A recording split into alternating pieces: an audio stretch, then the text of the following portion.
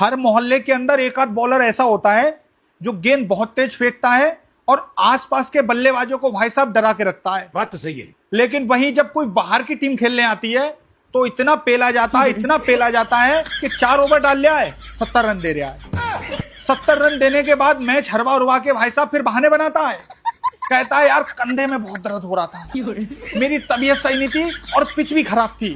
तो जब तू मोहल्ले के बच्चों को डरा के धमका के रखता था तो पिच अच्छी होती थी, अब पिच खराब हो गई तेरी भैंस की आंख। ऐसे लड़के जब शादी के बाद बीवी बच्चों में पड़ जाते हैं तो अपनी जवानी के भाई साहब क्रिकेट के ऐसे फेंकू किस्से सुनाते हैं, इसकी भैंस की आंख। कहते हैं कि जब मैं भाई साहब क्रिकेट खेलता था ना अपनी जवानी में, तो जो मेरा रनअप था वो ब्रेटली से ज्यादा लंबा था। तो आसपास के क्षेत्रों में जो मुझे जानते थे ना, ब्रेटली कहते थे मुझे। और जब मैं गेंद फेंकता था तो बल्लेबाज भाई साहब हट जाता था, कहता था भैया इनसे गेंद नहीं फेंकवाएंगे।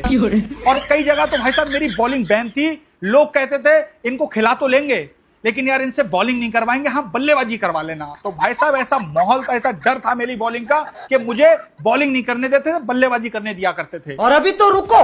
और ऐसे किस्से बहुत सुनाता है कि एक बार मुरादाबाद की टीम से भाई साहब फाइनल पड़ा संभल का, तो संभल वालों ने मुझे बुलाया और मैं संभल की तरफ से खेला। भाई साहब पहला ओवर डाला 1 विकेट, दूसरा ओवर डाला 2 विकेट, तीसरा ओवर डाला फिर 1 विकेट।